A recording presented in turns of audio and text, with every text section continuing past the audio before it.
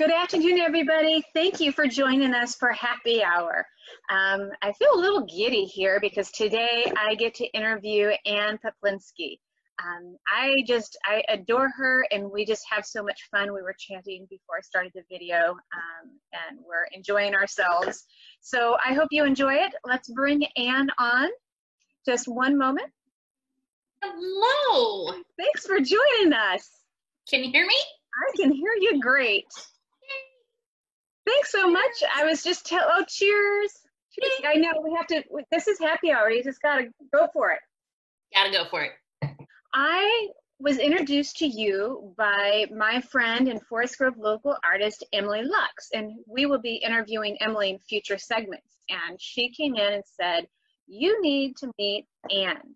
And so I'm so glad she did. At the time she introduced you, I was looking for, and still am looking for, artists to do like miniatures, because I'm really trying to cultivate, you know, some smaller sized, easy point of sale, not a massive investment, you know, for people.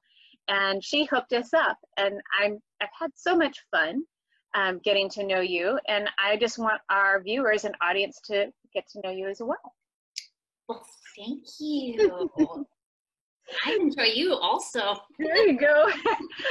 Can you tell us a little bit about yourself and your art? Like, how long have you always been were you like a natural born artist, or how's that happened with you? What's the progression been like? I have always been an artist. I don't even remember a time where I wasn't creating something.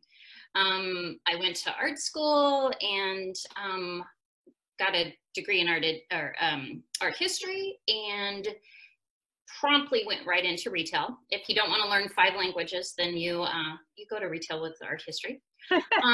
So I ended up doing merchandising and retail new store openings and for a company in Seattle, and then I had babies, and then I just knew something was always missing, and I hadn't picked up a paintbrush for a really long time. And one day I did, and I posted the painting, and it sold. I mean, like, to a friend who I was like, wow, my paintings can sell. And it was just incredible. And I just knew that that was what I wanted to do. I needed to get back into it. I need to find that part of me again. That's it's heartwarming, and that's great that you've taken the time to do that. What medium do you work with? Acrylic or watercolor? Or tell us a little bit about what you've chosen.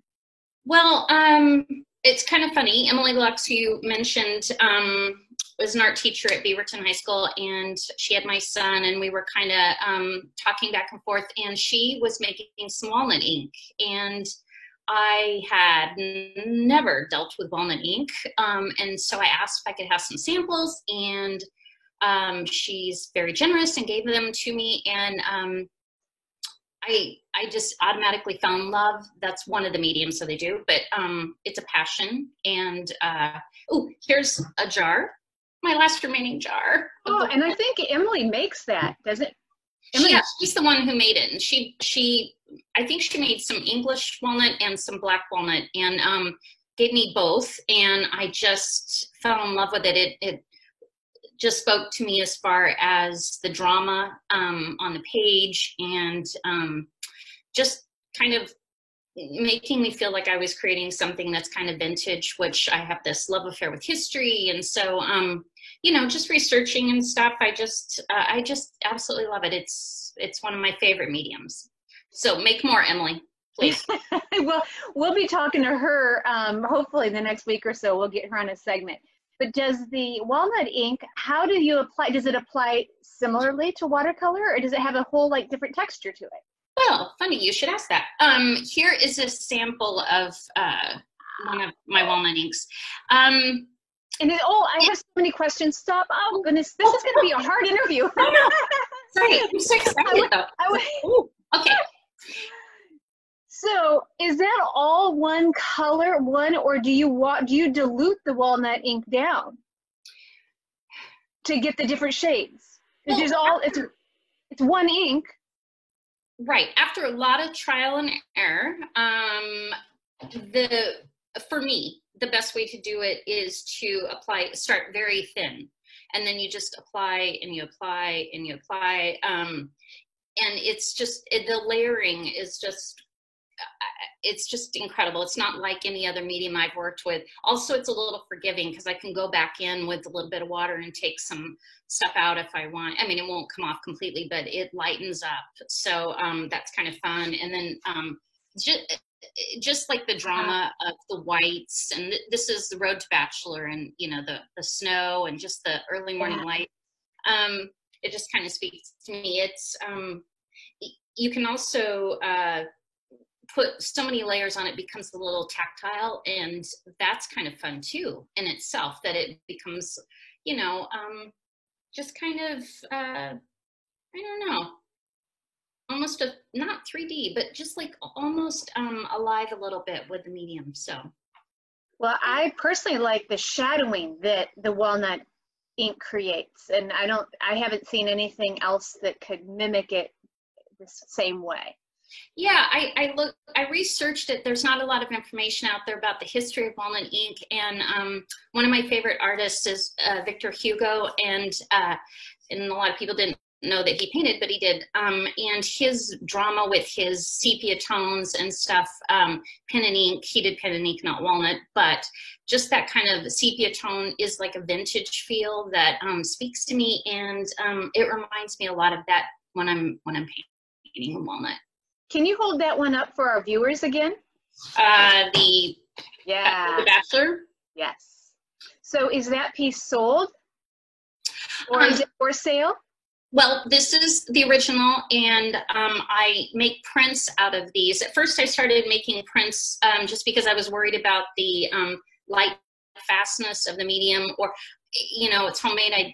I mean, Emily knows what she's doing, but we both didn't know, like, how does it hold up over time? And I did research. I can't find a lot about it. And so I started making prints. So it's offered as a print. And I just kind of like to keep the originals. So they're just kind of my babies. So, yeah. But if someone gave me a good offer, maybe. Oh, sure. Well, okay. We'll keep the door open on that. And I'll be sure at the end of this video to post all the ways that people can reach you. Cool. Yeah. I understand that you are currently working on a wobbly house series. I am. Funny, you should ask that. This is kind of so weird. I have just like two different sides to me. One is very, you know, drama and the history and the black and the white and the sepia tones and stuff. And then there's this other side that's super bright and whimsical. Oh, fun. And so I've been starting this little series because I kind of do wherever the wind takes me, and maybe that's bad, maybe that's good, I don't know, but for me that's right. And I started the Wobbly House series with a exercise in color and how color moves around a building, and I just started playing kind of with that from a white building, and then the shades of the grass could make it green, or, you know, the blue shadows. And so I started doing that, and I started loving it, and now I can't really stop. So yeah, I just keep going around the world with these little guys. Here's my little here's my lettuce, baby. This is my little Irish wobbly cottage. I'm going to zoom in on that one a little bit. Hold it up a little higher. Oh, where? There you go. Okay, down. All right. Okay. Perfect. Oh, thank you. These are wobbly, and I call them the wobbly houses because I like them when they're a little wonky and not perfect. Realism to me is, you know, it's okay, but I like it when it has a little flair. So they're my wobbly houses. That's wonderful. And, you know, I always tell my customers when I talk to them, and artists, creativity is a funny little beast. You cannot rush creativity. You have to nurture it and foster it. And it sounds like what I'm getting from you is you love your walnut inks, but then you'll go and do the wobbly houses. So you're giving one part of your brain a little rest while you're working on the wobbly houses, and you may wake up tomorrow and be fast and steady in your wobbly ink, you know, just allowing that creativity to come naturally and to be able to have multiple things going on at the same time. Right. I mean, for me, that's how I work. I like to jump back and forth. It makes me, you know, not get bored with anything I'm doing. Yeah. And it's funny because I do work in the acrylic. That's what the wobbly ink is, and that and charcoal together, which is weird. But it for me is so different, and then to go and kind of messy. And then with the walnut ink, it's very precise and very, like, my little table is all set up all nice. And the acrylic gets out of control, you know, just like the workspace. So it kind of works both ways, you know. I can get messy some days and some, you know, little linear the next day. And is your studio in your home, or do you have a studio located someplace else in a gallery? Oh, no. It's in my tiny little wobbly home, in my little wobbly back room. But, you know, it works for me, and it's fun. I see you've got some stuff in the back. Is that a painting you're working on now? Yeah, I will never, ever get done with this one. No, this one is just something I just have been, I threw up there because I wanted to do some finishing touches on it. It's rather large and majestic, so it's, it kind of, I take it down, I put it up, I take it down, I put, you know, so it's kind of a work in progress, WIP. Yes. And then those are just, yeah, no, that's just some stuff back there. Yeah, so this is it. My humble abode, my wobbly. It is great, and I thank you so much for sharing this with us. It's been a pleasure to get to know you, and I just want the viewers and stuff to get to know you like I have. So I don't want to take any more of your time up, even though I know that we could sit here and talk for an hour, but we're trying to keep this down. Yeah, let's click off and then we'll go talk some more. Yeah. Okay. All right. Well, happy hour. Thanks for joining me. Yes. And we will talk soon. Okay, will do. We'll see you. Okay. Oh my gosh. I hope you all had as much fun as I did. You know, these happy hours kind of started, I had an idea when the COVID first started, how can I stay connected with my artists and help them, get the community to get to know them, and also feel like we have a little bit of interaction with people. So as the weeks have progressed, I've just gotten to have more and more fun, and I'm hoping that you all are having as much fun as I am.